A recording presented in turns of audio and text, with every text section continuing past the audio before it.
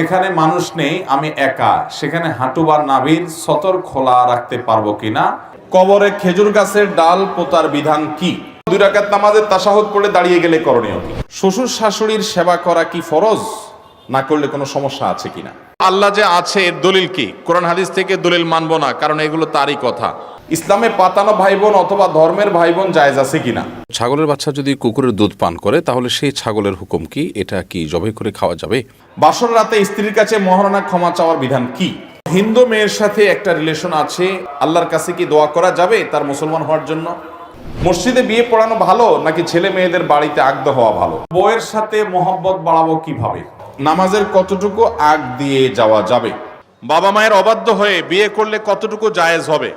জামাতে নামাজ পড়ার সময় রুকু না পেয়ে ইমাম সাহেব পরের রাকাতের জন্য যতক্ষণ পর্যন্ত দাঁড়াননি বা বসেননি ততক্ষণ পর্যন্ত তাকবীরে তাহরিমা না বেঁধে দাঁড়িয়ে থাকে, এ ব্যাপারে জানতে চাই। বাসর রাতে স্ত্রীর কাছে মহারণা ক্ষমা চাওয়ার বিধান কি? স্ত্রীর কাছে বাসর রাতে মহারণা ক্ষমা চাওয়া এটা কাপুরুষিত কাজ, এটা খুবই লজ্জার কথা। আপনি বাসর রাতে স্ত্রীর কাছে মহারণা মাপ চাওয়ার চাইতে আপনি বিয়ের আগে থালা নিয়ে রাস্তায় বসে মানুষের কাছে যদি আপনি একটা কাগজ লেখা ভিক্ষা করেন যে আমার মোহর দেওয়ার টাকা নাই, বোর কাছে মাপ চেয়ে ছোট হওয়ার চাইতে বরং আপনারা আমাকে কিছু আল্লাহর রাস্তায় দেন, এটা বরং বেটার। কারণ আপনি ওই মেয়েটারে তার কাছ থেকে আপনি মাপ চাইয়া সিন ক্রিয়েট করে বাসর রাতে তারে ফান্দে ফেলাই দিচ্ছেন, বেচারি মাপ না করে যাবে কই? বাধ্য হয়ে বলে ঠিক আছে আর কি করা উচিত না। আপনি যতটুকু মোহর দিতে পারেন ততটুকু মোহর ধার্য করবেন। আপনার মাপ চাইতে বলছে কি? বাঘের বাচ্চার মতো বলবেন যে মোহর আমি কম দেবো, এত আমি দিতে পারবো না। ওই মজলিসে বসে বাহাদুরি জাহির করেন, হ্যাঁ লেখেন 10 লাখ 20 লাখ 30 লাখ, আর দিকে তলে তলে বোরকা যায় মাপ চান, এটা ছোট কথা, এটা ছোট লোক, এটা করা উচিত না। যতটুকু সামর্থ্য আছে ততটুকু মোহর ধরবেন। কবরে খেজুর গাছের ডাল পোতার বিধান কি? মৃত মানুষকে কবরে দাফন করার পর তার কবরে ডাল পুঁতে রাখা যেতে পারে, বিভিন্ন হাদিস দ্বারা প্রমাণিত। নবী করিম সাল্লাল্লাহু আলাইহি সাল্লাম 2 ব্যক্তির কবরের পাশ দিয়ে যাচ্ছিলেন, তাদের কবরে আযাব হচ্ছিল, তিনি ওহীর মারফত জানতে পারলেন। তখন তিনি একটা খেজুরের ডাল আনতে বললেন, আনার পর সেটা ভেঙে তাদের কবরে তিনি পুঁতে দিলেন। এবং কোন সাহাবী তার মৃত্যুর আগে ওসিয়ত করে গেছেন ডাল পোতার কথা। এই জন্য আমাদের মৃত মানুষদেরকে দাফন করার পর তাদের কবরে যদি আমরা ডাল পুঁতে রাখি তাহলে ইনশাআল্লাহ বিদিল্লাহ এই হাদিসের উপর আমল হবে। কিন্তু আমাদের সমাজে প্রচলিত আছে যে 4 কোণায় 4টা ডাল নিয়ে 4 জন মানুষ দাঁড়ায় এবং তারা এটাকে একজন একজন করে পুঁততে থাকে, এরকম কোন পদ্ধতির কথা হাদিসে কোথাও বলা হয় নাই। অতএব কবরবাসীর আরামের জন্য আমরা যেরকম জিয়ারত করব, তাদের দোয়া করব, মাগফিরাতের জন্য দোয়া করব, ঠিক একইভাবে তাদের কবরের উপরে গাছ লাগানো, ঘাস লাগানো, এগুলো সবগুলোই যেতে পারে। বিশেষ করে ডাল পোতার কথাও বিভিন্ন হাদিস দ্বারা যেহেতু এই আমলটা সাবেত আছে বিধায় এটি করা যেতে পারে, কোনো অসুবিধা নেই। এরপরে প্রশ্ন হলো নামাজের কতটুকু আগ দিয়ে যাওয়া যাবে, অর্থাৎ নামাজি ব্যক্তির কতটুকু সামনে দিয়ে যাওয়া যাবে, এটা হলো প্রশ্ন, খুব দরকারি একটা প্রশ্ন। নবী করিম সাল্লাল্লাহু আলাইহি সাল্লাম বলেছেন সালাত আদায়কারী ব্যক্তির সামনে দিয়ে হাঁটাটা যে কত জঘন্য অপরাধ, এটা যদি জানতো যে হাঁটে সে, তাহলে সে 40 পর্যন্ত অপেক্ষা করতো, তারপরও সালাত আদায়কারী ব্যক্তির সামনে দিয়ে ক্রস করতো না, অতিক্রম করে যেত না। তো এই জন্য সালাত আদায়কারী ব্যক্তির সামনে দিয়ে হাঁটতে হলে হয় তার সামনে একটা সূত্রা লাঠি বা পিলার কিছু দিয়ে না হাঁটবেন, তার বাইর দিয়া এরিয়ার বাইরে দিয়ে হাঁটা যাবে, অথবা সালাত আদায়কারী ব্যক্তি তিনি যদি সালাত আদায় করেন তার সামনে দিয়ে যদি আপনার হাঁটতে হয় তাহলে তার দৃষ্টির এরিয়ার বাইরে দিয়ে আপনি হাঁটতে পারবেন। তিনি সূত্রা টুত্রা কিছু নিয়ে দাঁড়ান নাই, ভুল করেছেন। উচিত তার কোনো কিছুর সামনে গিয়ে সালাত আদায় করা, সূত্রা দিয়ে দাঁড়ানো। কিন্তু হঠাৎ তিনি মসজিদের এমন জায়গায় দাঁড়ায় গেছেন যে সূত্রা নাই, অথবা তিনি 1-2 রাকাত পরে এসে দাঁড়াইছেন, এখন সালাম ফিরাইছে ইমাম, তিনি তারগুলো আদায় করতেছেন, সূত্রা নেওয়ার তো সুযোগ হয় নাই। অতএব এরকম অবস্থায় তার সামনে দিয়ে আপনি হাঁটা চলা করা দরকার, আপনার জরুরি ভিত্তিতে ক্রস করে আরেক পাশে যাওয়া দরকার। যদি এরকম হয় তাহলে সেক্ষেত্রে যিনি সালাত আদায় করছেন তার দৃষ্টি, সাধারণত একটা মানুষ নামাজের সময় তার চোখ কতটুকু যায়, এক কাতারের পরে আরো 1-2 কাতার, তো এর বাইরের এরিয়া দিয়ে আপনি হাঁটাচলা করতে পারবেন যাতে করে তার ডিস্টার্ব না হয়। কারণ এখানে হাঁটাটা নিষিদ্ধ এই জন্য যে সালাত আদায়কারী ব্যক্তির মনোযোগ নষ্ট হবে। এবং এই জিনিসটা এরকম জঘন্য, নবী সাল্লাল্লাহু আলাইহি সাল্লাম এও বলেছেন সালাত আদায়কারী ব্যক্তির সামনে দিয়ে কেউ হাঁটাচলা করে সেই জন্য তার সাথে যুদ্ধ করে, অর্থাৎ তাকে থামায়, তাকে যেন প্রতিহত করে। আমি মসজিদে নববীতে এক ব্যক্তিকে দেখেছি এরকম, রিয়াদুল জান্নাতে তিনি সালাত আদায় করছিলেন, তো তার সামনে দিয়ে আরেকজন এরকম যাচ্ছে। রিয়াদুল জান্নাতে এখন একটু নিয়ম শৃঙ্খলার মধ্যে আসছে, একসময় তো যার যেমনি খুশি এমনি আপনার বসে থাকতো এবং হুলস্থুল করতো। তো ওই ব্যক্তি যখন সামনে দিয়ে যাচ্ছিলেন, সালাত আদায়কারী ব্যক্তি ওই লোকটাকে প্রথমে এরকম হাত দিয়া ইশারা দিলেন যে আমি সালাতে আছি। হয়তো লক্ষ্য করে নেয় সেজন্য হাত দিয়ে এরকম ইশারা দিলেন, দিয়ে আবার উনি সালাত শুরু করছেন। লোকটা তাও যাচ্ছে, আবার তিনি বাধা দিলেন, লোকটা আবারও তেড়ামি করে যাওয়া নিছে। এবার দেখলাম সালাতের মধ্যে এক হাত তার এখানে আছে, আর এক হাত দিয়ে এবার কলারটা ধরে একটা মোচড় দিল। খুব লম্বা শক্তিশালী মানুষ ছিল। মোচড় দেওয়ার পরে ওই বেচারা কাইতে নিচে পড়ে গেছে। এর মধ্যে ওই লোক সালাত শেষ করছে, কন্টিনিউ করে চলে গেছে।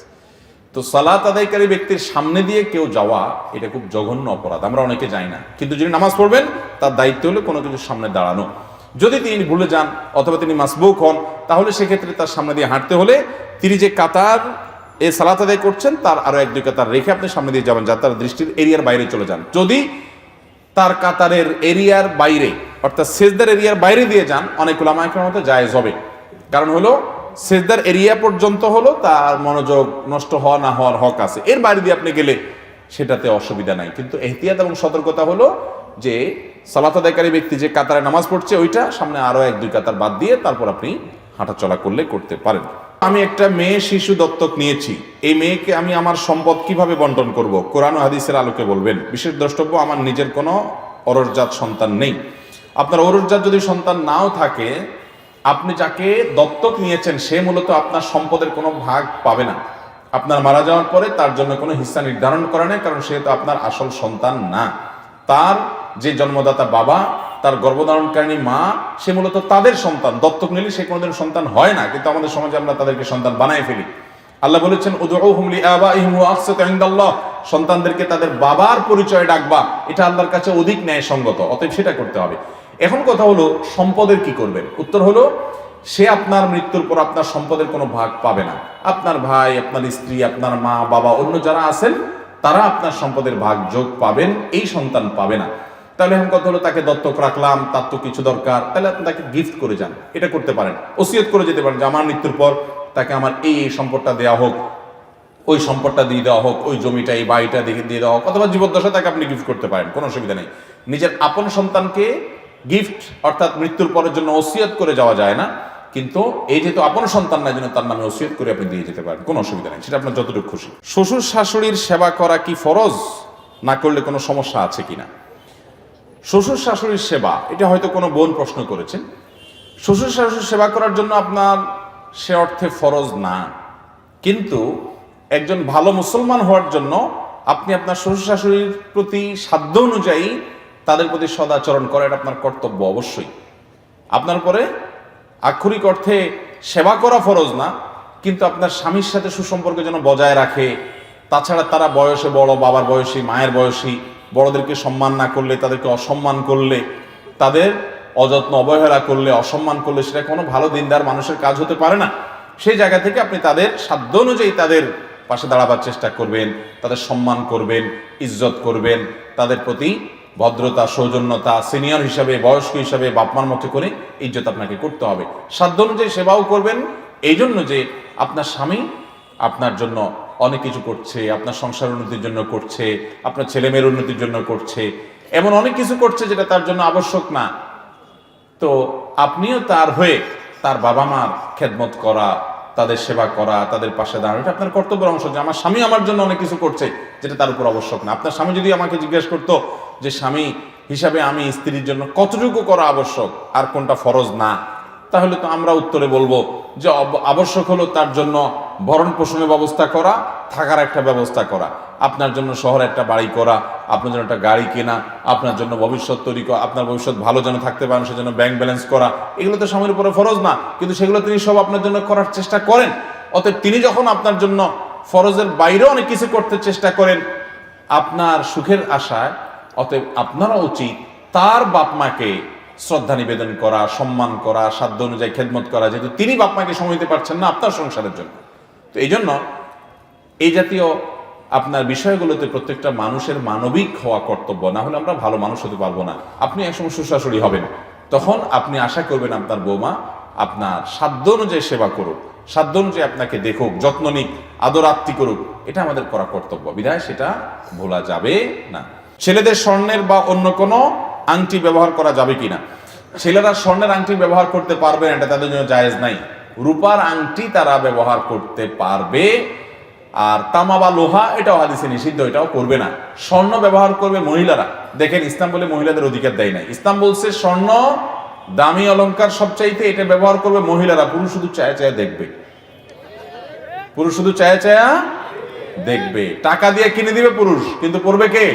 মহিলা। পুরুষের জন্য স্বর্ণের অলংকার ব্যবহার করা কি নাই? জায়েজ নাই। কোরবানির গোশত 3 ভাগে ভাগ করা সম্পর্কে কোরআন সুন্নাহর আলোকে জানতে চাই। কোরবানির গোশত এটা 3 ভাগে যদি ভাগ করা হয় তো সেটা উত্তম, ভালো, মুস্তাহাব। কারণ কোরআনে কারীমে আল্লাহ বলেছেন ফাকুলু মিনহা, কোরবানির গোশত তোমরা নিজেরা খাও, এটা 1 ভাগ হয়ে গেল। ওয়া আত'ইমু আল কানিআ ওয়াল মু'তাররা, এবং তোমরা খাওয়াও কাকে? যার আছে তাকে, অর্থাৎ আত্মীয়স্বজন, বন্ধু বান্ধব, এবং যার নাই গরিব মানুষ তাকেও দাও। তাহলে বোঝা গেল যে কোরবানির গোশত 3 ভাগ করার কথা আল্লাহই বলেছেন। নিজেরা খাও, গরিব দুঃখীকে দাও, অভাবীদেরকে দাও, আর আত্মীয়স্বজন প্রতিবেশীদেরকেও দাও। এটা করাটা মুস্তাহাব। যদি কেউ এটা 3 ভাগ বরাবর না করে, কোরবানি হয়ে যাবে। আমাদের সমাজে এটাকে আবার ফরজ বানায় ফেলছে যে না, 3 ভাগ না করলে হবে না। 3 ভাগ না করলে কি হয়ে যাবে? কোরবানি হয়ে যাবে। হিন্দু মেয়ের সাথে একটা রিলেশন আছে, আল্লাহর কাছে কি দোয়া করা, আল্লাহর কাছে কি দোয়া করা যাবে তার মুসলমান হওয়ার জন্য? যদি কোনো মুসলমান ছেলে কোনো হিন্দু মেয়ের সাথে কোনো সম্পর্কে জড়ায়, বিবাহের আগে যে কোনো ধরনের সম্পর্কে জড়ানো একটা ছেলে একটা মেয়ের সাথে হারাম রিলেশন করা, সেটা সর্বাবস্থায় হারাম। মুসলমান হলেও হারাম, অমুসলমান হলেও হারাম। অর্থাৎ অমুসলমান মেয়ের সাথেও যদি সম্পর্ক হয় সেটাও হারাম হবে, আবার মুসলমান মেয়ে যদি হয় সেক্ষেত্রেও হারাম হবে। এ হারাম সম্পর্ক হওয়ার পর যদি দোয়া করে আল্লাহ আপনি তাকে হেদায়েত দেন, সে মুসলমান হয়ে যাক, তাহলে দেখতে হবে এই দোয়ার মতলব কি। এই দোয়ার মতলব যদি হয় তারে ভাগায়া বিয়ে করা, যে যেহেতু সে মুশরিক, তাকে বিয়ে করা জায়েজ নাই, হারাম ইসলামে, এখন তাকে বিয়ের রাস্তা যেন উন্মুক্ত হয় সেজন্য সে মুসলমান বানাইতে চায়, তাহলে সেক্ষেত্রে এই দোয়া তো মতলবের দোয়া। এই দোয়ার কারণে সে আল্লাহর কাছে আজর পাবে না। একজন মানুষ, তাকে অন্য ধর্মের মানুষ তাকে ইসলামে আনার জন্য যদি কেউ চেষ্টা করে, পরিশ্রম করে, দাওয়াত দেয়, বুঝায়, তাহলে সে আল্লাহর কাছে সওয়াব পাবে। কিন্তু এরকম মতলবী দোয়া করলে কি হবে না? সওয়াব হবে। তবে এটা ঠিক, যে কোনো ভাবে তাকে যদি ইসলাম গ্রহণ করানো যায়, তাকে যদি ইসলাম সম্পর্কে জানানো যায়, এবং তিনি যদি স্বেচ্ছায় নিজে নিজে ইসলামের সৌন্দর্যে আকৃষ্ট হয়ে এই সত্যকে উপলব্ধি করে তিনি যদি ইসলামে আসেন, তাহলে অবশ্যই তাকে বিবাহ করা যাবে। কিন্তু বিয়ের উদ্দেশ্যে ইসলামে আসছে, নামকাও আসতে, এরকম বহু আছে যে শুধুমাত্র বিয়ের জন্য আসছে, তার অন্তর থেকে সে মুসলমান হয় নাই। তো অন্তরের মালিক তো আল্লাহ তাআলা, নামকাওয়াস্তেও যদি সে ইসলামে আসে তাকে বিয়ে করা যাবে। কিন্তু ওই যে আগে বলে রেখেছি, মুসলমান হোক আর অমুসলমান হোক, একজন যুবকের জন্য একজন যুবতীর সাথে, একজন যুবতীর জন্য একজন যুবকের সাথে বিবাহ বহির্ভূত সম্পর্ক করা হালাল নয়, এটা হারাম। ইসলাম যেটা হারাম করে সেটা মানার মধ্যেই মানব জাতির কল্যাণ, আর সেটা না মানার মধ্যে মানব জাতির ক্ষতি, এই ব্যাপারে কোনো সন্দেহ। আজ পৃথিবীতে যে সমস্ত দেশে অবৈধ রিলেশন অর্থাৎ বিবাহ বহির্ভূত সম্পর্কটাকে স্বাভাবিক মনে করা হয়, আপনি ইউরোপে চলে যান, আপনি আমেরিকায় চলে যান, আপনি চায়না, জাপানে চলে যান, আপনি পৃথিবীর বিভিন্ন প্রান্তে প্রান্তে ঘুরেন, যে সমস্ত দেশে, যে সমস্ত সমাজে বিবাহ বহির্ভূত সম্পর্কটাকে কোনো দোষের বিষয় মনে করা হয় না, তাদের দাম্পত্য জীবন, তাদের পারিবারিক জীবন, তাদের সার্বিক অবস্থা কি সে সম্পর্কে একটু জানার চেষ্টা করেন। তাদের দাম্পত্য জীবন বলতে কোনো কিছু নেই বললে চলে, তাদের পারিবারিক জীবন, পারিবারিক ব্যবস্থা ভেঙে পড়েছে বললে চলে। এমনকি সেই সমস্ত দেশে মানুষের জন্মের হার ভয়ঙ্কর ভাবে কমে গেছে। একসময় তারা নিয়ন্ত্রণ করার চেষ্টা করেছে, এখন বাড়ানোর চেষ্টা করছে, কিন্তু আর বাড়ছে না এবং আর বাড়বেও না হয়তো। আল্লাহ রাব্বুল আলামিনের নির্দেশ, আল্লাহর নিষেধাজ্ঞাকে অমান্য করলে মানব জাতি সে পথে কখনো কল্যাণের দেখা পাবে না। সেটা আজ বুঝুক কিংবা অনেকদিন পরে বুঝুক, বুঝতে মানুষ বাধ্য যে আল্লাহর বিধানের বাইরে শান্তির কোনো পথ খোলা নাই। অতএব এ হারামকে আমাদের না করতে হবে, হালালের জন্য অপেক্ষা করতে হবে। এ হারাম আমাদের ঈমানকে নষ্ট করে, এ চেতনা নষ্ট করে, দুনিয়ার জীবনকে নষ্ট করে, দাম্পত্য জীবনকে শেষ করে, পরিবার ব্যবস্থাপনা শেষ করে দেয়। বাংলাদেশ পরিবার ব্যবস্থাপনা ইতোমধ্যে ভেঙে পড়েছে। প্রতিটা ঘরে ঘরে দাম্পত্য জীবনে অশান্তির সাগরে ডুবছে, বিশেষ করে তরুণরা। লক্ষ লক্ষ টাকা খরচ করে বিয়ে শাদী হচ্ছে, বিশাল বড় বড় মহরের ফিগার ধরা হচ্ছে, বড় বড় আয়োজন করে বিবাহ শাদী হচ্ছে, কিন্তু টিকছে না। বিবাহগুলো ভেঙে খান খান হচ্ছে, সংসারগুলো টিকছে না, বিবাহ বিচ্ছেদের হার বাড়ছে, দাম্পত্য কলহ বাড়ছে দিন দিন, এবং ভয়ঙ্কর একটা জায়গায় আমরা চলে যাচ্ছি। আমরা অনেকে হয়তো জানি না, এবং আমাদেরকে জানতে দেওয়া হয় না। পরিকল্পিতভাবে আমাদের পরিবার ব্যবস্থাপনাকে ভেঙে ফেলা হচ্ছে, ধ্বংস করা হচ্ছে, শুধুমাত্র বিবাহ বহির্ভূত সম্পর্ককে হালাল এবং এটাকে স্বাভাবিক করার যে শয়তানি চক্রান্ত আছে। আপনি নাটক দেখেন, তার খোলাসা কথা হলো এই অবৈধ সম্পর্ক। আপনি সিনেমা দেখেন, তার খোলাসা পুরা গল্প ঘটনা, পুরা গল্পের মূল কথা হলো অবৈধ সম্পর্ক। আপনি কিভাবে মা বাবার অবাধ্য হবেন, আপনি কিভাবে সমাজ বিচ্ছিন্ন হবেন, আপনি কিভাবে আল্লাহর আইন থেকে, আল্লাহর নির্দেশ থেকে বেরিয়ে পড়বেন, আপনাকে সেই ট্রেনিং দেওয়া হয় নাটকে, সেই ট্রেনিং দেওয়া হয় সিনেমাতে, সেটা দেওয়া হয় নোবেলে, সেটা দেওয়া হয় উপন্যাসে, সেটা দেওয়া হয় বিজ্ঞাপনের নামে, সেটা দেওয়া হয় বিভিন্ন নামে। আপনি এমন নাটক, এমন সিনেমা, এমন গল্প, এমন নোবেল উপন্যাস কয়টা পড়েছেন যেখানে স্বামী স্ত্রীর মধ্যকার ভালোবাসা প্রচন্ড প্রগাঢ় এবং অনেক সত্য ভালোবাসা, এটা গল্পের ছলে প্রমাণ করা হয়, এটাকে অ্যাপ্রিসিয়েট করা হয়? কটা দেখাতে পারবেন? বেশিরভাগই দেখবেন যে কিভাবে বাপ মাকে ফাঁকি দিয়ে আরেকটা মেয়ের সাথে সম্পর্ক করতে হয়, আরেকজনের বউয়ের সাথে পরকীয়া করতে হয়, কিভাবে ধর্মের নিষেধাজ্ঞাকে অমান্য করে, লঙ্ঘন করে সম্পর্ক করতে হয়।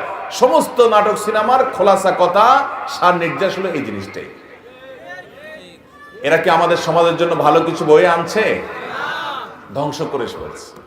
বাবা মারা যারা মনে করছেন না ছেলে মেয়ে একটু আধুনিক হোক, একটু স্মার্ট হোক, অত হুজুর হলে কি চলে দুনিয়াটা, তারাই নিজেরা যখন ফান্দে পড়েন তখন আমাদের কাছে আসেন। মেয়েটা যখন আরেকটা ছেলের হাত ধরে চলে যায়, একটা অমানুষের হাত ধরে চলে যায়, অজায়গায় কুজায়গায় পা দেয়, তখন এবার এসে আমাদের কাছে তারা অনুনবিরণ করেন, হুজুর মেয়েটা তো পালায় গেছে, ছেলেটা তো অমুক মেয়ের পিছনে ছুটছে, সে তো আর আমাদের কথা শুনে না। মানুষ আল্লাহর বিধানের বাইরে চললে সেখানে কোনো কল্যাণ আসতে পারে। অতএব যুবকরা পড়ালেখা করুন, নিজের কাজের প্রতি মনোযোগী হন, ক্যারিয়ারকে গড়ে তোলার চেষ্টা করুন, উদ্যোক্তা হন, নিজের স্বদেশকে, প্রিয় দেশকে, গোটা পৃথিবীর মানুষকে কিছু দেওয়ার চেষ্টা করুন, এবং বৈধ সম্পর্কের জন্য অপেক্ষা করুন। আপনার জীবনে একটা জোড়া আল্লাহ তাআলা রেখেছেন, সেটার জন্য অপেক্ষা করেন।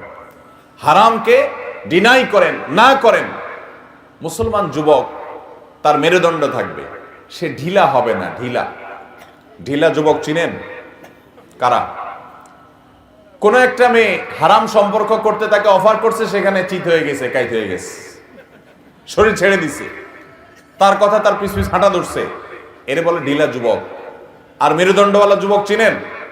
মেরুদণ্ডওয়ালা যুবক বলা হয় সেই যুবককে যে যুবক হারামের অফার পাওয়ার পরও শক্ত হয়ে ঠায় দাঁড়িয়ে থাকতে পেরেছে, হারামকে না বলতে পেরেছে, তার শক্তি আছে, তার অবস্থান আছে, নীতি এবং আদর্শের মধ্যে তিনি অটল আছেন, তিনি হারামকে না বলার মতো শক্ত অবস্থানে যেতে পারেন। এটাকে বলা হয় মেরুদণ্ডওয়ালা যুবক, সাহসী যুবক। আমাদেরকে সেই সাহসী যুবক হতে হবে।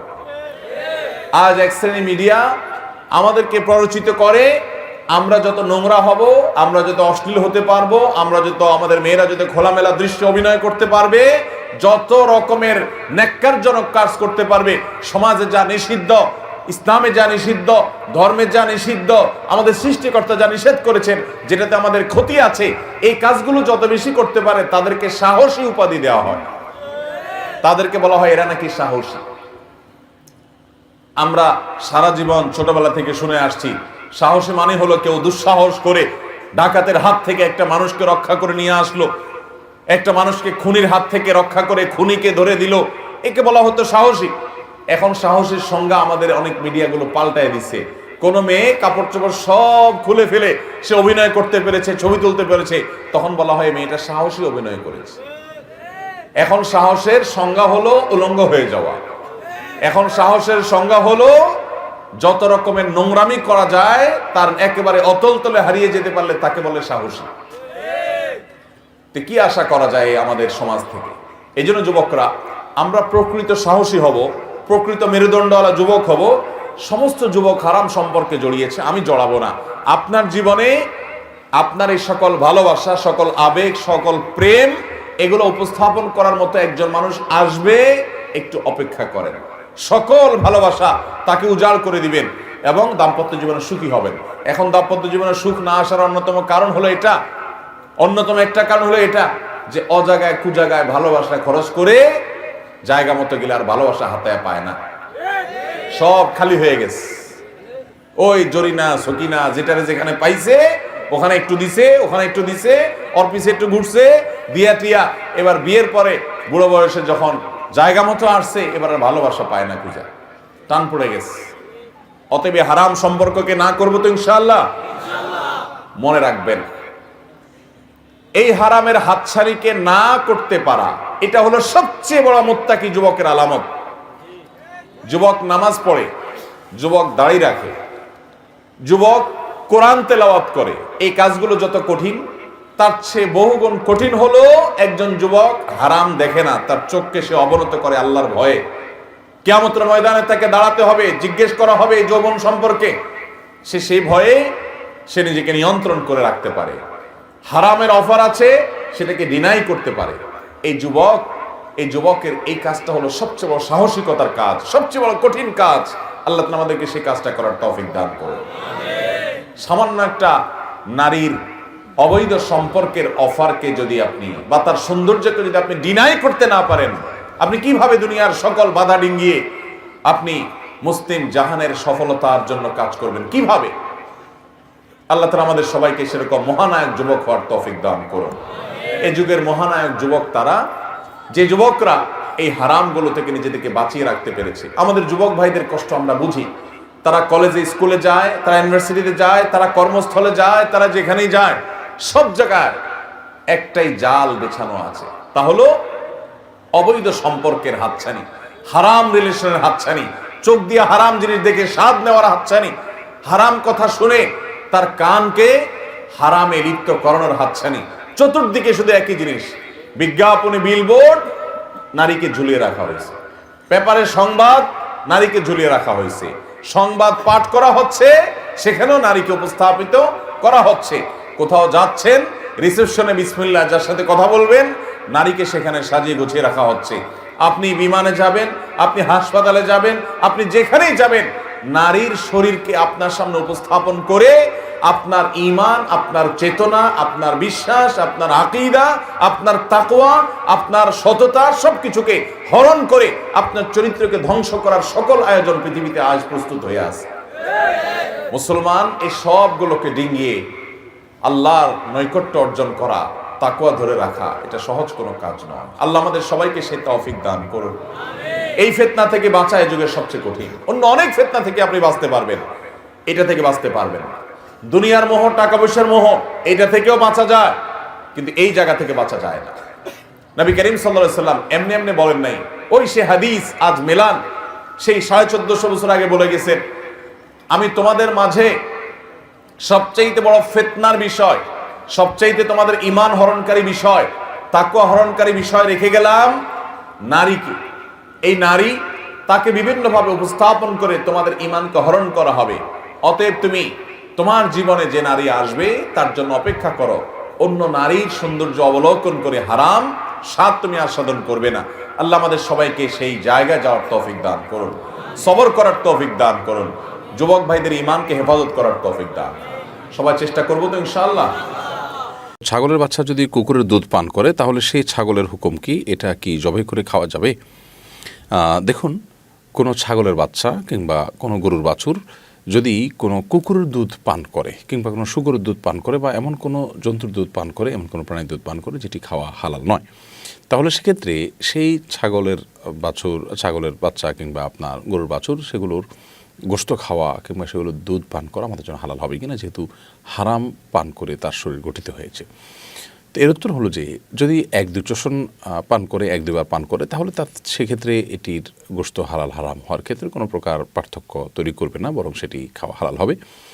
আর যদি ছোটোবেলা থেকে এই কুকুর কিংবা শূকর বা এরকম হারাম কোনো জন্তুর দুধ পান করেই সে বড় হয়, কোনো ছাগলের বাচ্চা কিংবা মুরগি কিংবা গরুর বাছুর কিংবা অন্য কোনো জাতীয় পশু যদি হারাম খেয়েই সে বড় হয়, তাহলে সেক্ষেত্রে এর বিধান হবে জাল্লালা বিধানের মতো। জাল্লালা বলা হয় ওই মুরগিকে যে মুরগি নাপাক খেয়ে বেড়ায়।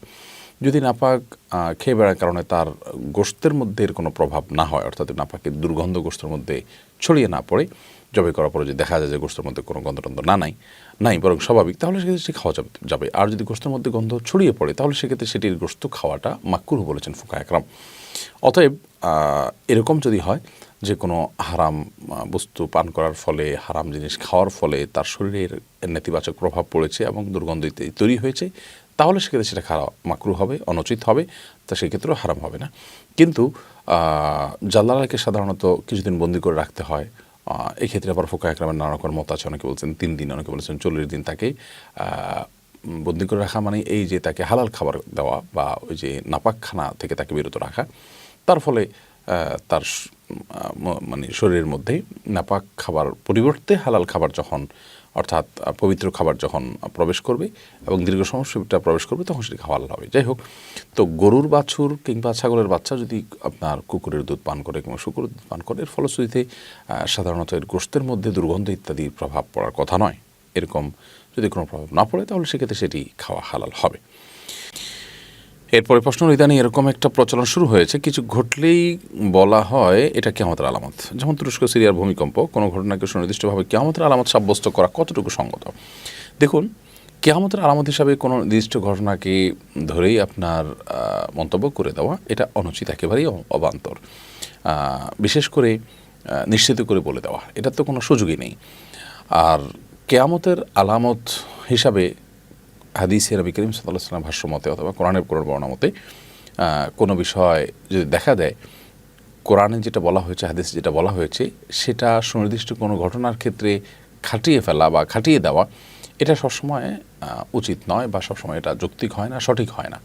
ধরুন বলা হলো যে কিয়ামতের আগে ভূমিকম্প হবে। এখন কোন ভূমিকম্পের কথা বলা হচ্ছে? ভূমিকম্প তো এটা চলমান প্রক্রিয়া। কিয়ামতের আগের ভূমিকম্প এটাই যে সেটা তো আসলে নির্দিষ্ট করে বলা কঠিন। বিশেষ করে সেটা যখন কিয়ামতের আলামতের ভূমিকম্প হওয়ার জন্য যা দরকার, হাদিসের বিভিন্ন থেকে, ইশারা থেকে, ইঙ্গিত থেকে যদি বোঝা যায়, তাহলে তার আলোকে ওলামা ইকরাম মন্তব্য করবেন। কিন্তু হুটহাট করে সেটাকে কিয়ামতের আলামত বলা, এটা সত্যি এ যুগে একটা মানে কি বলে, একটা ফ্যাশন বা একটা প্রচলনে পরিণত হয়েছে। এটা করা উচিত নয়। তবে এটা ঠিক, হাদিসে বলা হয়েছে কিয়ামতের আগে ভূমিকম্পের পরিমাণ বাড়বে এবং সেটার অংশ এটা হতেও পারে, আল্লাহু আলাম। আমাদের এলাকায় একবার হজ করলে নামের সঙ্গে হাজি যোগ করে, আর একাধিকবার হজ করলে আলহাজ যোগ করে নামের সঙ্গে হাজি ও আলহাজ ব্যবহার করার বিধিবদ্ধ নিয়ম আছে কিনা? নতুন করে আমি জানলাম এটা অবশ্য, যে একবার হজ করলে হাজি হয়, কয়েকবার হজ করলে আলহাজ হয়। লা হাওলা ওয়া কুওয়াতা ইল্লা বিল্লাহ। মানে অজ্ঞানতার একটা সীমা থাকবে। যদি এরকম কেউ পার্থক্য করেন তাহলে সেটা নিছকই অজ্ঞানতা ছাড়া আর কিছু নয়। হাজি শব্দের অর্থ হজকারী, আলহাজ শব্দের অর্থ যিনি হজ করেছেন তিনি। তো সাধারণত আপনার এই হাজি এবং আলহাজের মধ্যে আমরা যে পার্থক্য কথা শুনলাম, এরকম কোনো পার্থক্য অর্থগত দিক থেকে না, দুটো একই জিনিস। বিধায় এরকম পার্থক্য করা অনুচিত। বিশেষ করে এগুলো আমাদের এখলাসকে নষ্ট করতে পারে। তাছাড়া কেউ হজ করে আসলে সারা জীবন তিনি হাজি বা আলহাজ উপাধি, এই লকব বা টাইটেল তিনি নিয়ে বেড়াবেন, এটাও একেবারেই অযৌক্তিক। কারণ হাদিসে কোথাও এরকম কোনো আমল করার পর তাকে সে আমলের সাথে সম্বন্ধ করে উপাধি দেওয়ার কথা বলা হয়নি। সাহাবীরা হজ করেছেন, কাউকে হাজি বলা হয়নি, কেউকে আলহাজ বলা হয়নি। আমরা নামাজ পড়ি, আমাদের কাউকে মুসল্লি কিংবা আল মুসল্লি বলা হয় না। বিধায় এরকম প্রচলন এটা কোনো প্রশংসনীয় প্রচলন নয়। বিশেষ করে এটি আমাদের এখলাসকে নষ্ট করে এবং লৌকিকতা আমাদের মধ্যে আনার আশঙ্কা তৈরি করে। বউয়ের সাথে মহব্বত বাড়াবো কিভাবে? বউয়ের সাথে মহব্বত বাড়াবেন কিভাবে? আজই প্রশ্ন। মহব্বত বাড়ানোর জন্য আমল আছে, বলবো? শুধু বউয়ের সাথে না, যেই কোনো মানুষের সাথে মহব্বত বাড়ানোর জন্য নবী করিম সাল্লাল্লাহু আলাইহি সাল্লামের কিছু পরামর্শ আছে। এর ভিতরে 1 নম্বর পরামর্শ হলো, কারোর অগোচরে যদি, কারোর পেছনে যদি তার জন্য দোয়া করেন। ধরুন আপনার স্ত্রীকে আপনি অনেক ভালোবাসেন, আপনি চান তার অন্তরে আপনার প্রতি ভালোবাসা তৈরি হোক, তো আপনি তার অগোচরে দোয়া করবেন। আল্লাহ আপনি আমার স্ত্রীর প্রতি রহম করেন, তার গুনাহ খাতা মাফ করে দেন, তাকে ভালো মানুষ বানান, আরো নেককার বানান, তার জিন্দেগিতে বরকত দান করেন, ইত্যাদি ইত্যাদি। তার জন্য তার অগোচরে, তার পেছনে যত বেশি দোয়া করবেন, তার অন্তরে আপনার প্রতি ভালোবাসা তৈরি হবে। দ্বিতীয়ত, নবী সাল্লাল্লাহু আলাইহি সাল্লাম বলেছেন, তোমরা ততক্ষণ পর্যন্ত ইমানদার হতে পারবে না যতক্ষণ পর্যন্ত তোমরা একে অন্যকে ভালো না বাসবে। আর আমি কি তোমাদেরকে বলে দিব না, যেই কাজটি করলে তোমাদের মধ্যে পরস্পর প্রতি ভালোবাসার সম্প্রীতি তৈরি হবে? সাহাবায়ে কেরাম অবশ্যই বলে দিন। নবী সাল্লাল্লাহু আলাইহি সাল্লাম বললেন, আফশুস সালামা বাইনাকুম, তোমরা তোমাদের পরস্পরের মধ্যে সালামের প্রচলন ঘটাও। অতএব বউকে ঘন ঘন সালাম দিবেন, সুন্দর করে সালাম নিবেদন করবেন। যত বেশি সালাম দিবেন তত বেশি কি হবে? ইনশাআল্লাহ মহব্বত তৈরি হবে। তাহলে মহব্বত তৈরির আরেকটা আমলও শিখাই দিলাম। আর 3 নম্বর আমল হলো, নবী সাল্লাল্লাহু আলাইহি সাল্লাম বলেছেন যে তাহাদু তাহাবু, তোমরা এক অন্যকে হাদিয়া দাও, উপহার বিনিময় করো, তাহলে মহব্বত তৈরি হবে। বউয়ের জন্য ঘন ঘন শাড়ি কিনে নিয়ে আসবেন, সামর্থ্য যতটুকু আছে ততটুকু অনুযায়ী হাদিয়া তোফা কিনে নিয়ে আসবেন, বুট বাদাম কিনে নিয়ে আসবেন, যেটা সে পছন্দ করে সেটা নিয়ে আসবেন। যত হাদিয়া দিবেন তত কি হবে? মহব্বত তৈরি হবে। একই কথা স্বামীদের বেলায় প্রযোজ্য। তাহলে 3টা আমল শিখাই দিলাম, এগুলো করলে কি হবে? মহব্বত তৈরি। আর সবর করতে হবে। দাম্পত্য জীবনে সবরের কোনো বিকল্প নাই। আমাদের দেশে দাম্পত্য জীবনে সুখ শান্তির পরিমাণ এই পরিমাণ কমছে যে বেশিরভাগ দম্পতিরা সুখে নাই। বিয়ে হতে দেরি, তালাক হতে দেরি নাই। পত্রপত্রিকা খোলেন, দেখবেন যে কোনো এলাকাতে 14টা করে প্রতিদিন বিয়ে হচ্ছে, তো 10টা করে ভাঙছে। ভয়ঙ্কর একটা অবস্থা হয়ে যাচ্ছে। দাম্পত্য জীবনে সুখী থাকার জন্য প্রথম শর্ত হলো সবর করতে হবে। স্বামীকেও করতে হবে, স্ত্রীকেও। একসাথে যৌথ জীবনে অনেক বোঝাপড়ার গরমিল হয়। একটু সবর করলে কিছু কাল গেলে আস্তে আস্তে সবকিছু সেট হয়ে যায় এবং সংশোধিত হয়ে যায়। আল্লাহ আমাদের সবাইকে সবর করার তৌফিক দান করুন। সেই সাথে শুকরও করতে হবে। যতটুকু পাইছেন শুকর আদায় করেন। এইটুকুও না পাইতে পারতেন, তাহলে ইনশাআল্লাহ সুখে থাকতে পারবেন। যেখানে মানুষ নেই ঘরে, বা যেখানে মানুষ নেই আমি একা, সেখানে হাঁটু বা নাভির সতর খোলা রাখতে পারবো কিনা, বিশেষ করে গরমের সময়। যদি এমন কোনো জায়গায় আপনি থাকেন যেখানে অন্য কোনো মানুষ নেই, ধরুন আপনি আছেন, আপনার স্ত্রী আছেন, তো স্ত্রীর সামনে তো আর আপনার সতর নেই, তাহলে সেক্ষেত্রে, অথবা আপনি একা একা আছেন, সেখানে আপনি যদি হাঁটুর উপরে কাপড় খুলে বসে থাকেন, অথবা আপনি সতরের কোনো অংশ উন্মুক্ত করে বসেন, আপনার কোনো বিশেষ কারণে, গরমের কারণে হোক, অতিষ্ঠ হয়ে বা অন্য কোনো কারণে, এটা জায়েজ আছে।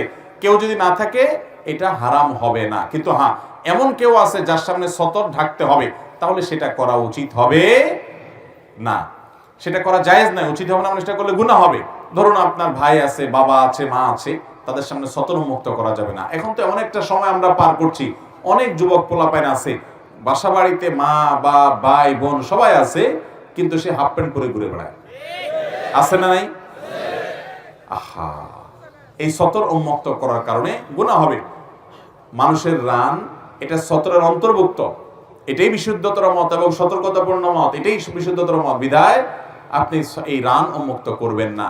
তবে সৌদি আরবের অনেক ওলামা একরাম, অনেক ফোকায়ে কেরামের মতে আপনার রান সতরের অংশ না, সেজন্য সৌদিয়ানদের অনেককে দেখবেন যে তারা এরকম উপরে কাপড় তুলে ফেলে রান খোলা রাখে, এটা তারা জায়েজ মনে করেন। কিন্তু বিশুদ্ধতর মত এবং হানাফি মাযহাব এবং অন্যান্য মাযহাব ওলামাদের মত হলো, এবং অধিকতর বিশুদ্ধতর মত হলো যে রান সতরের অংশ, এবং এটা অধিক এহতিয়াতপূর্ণ মত বটে, সতর্কতাপূর্ণ মত বটে।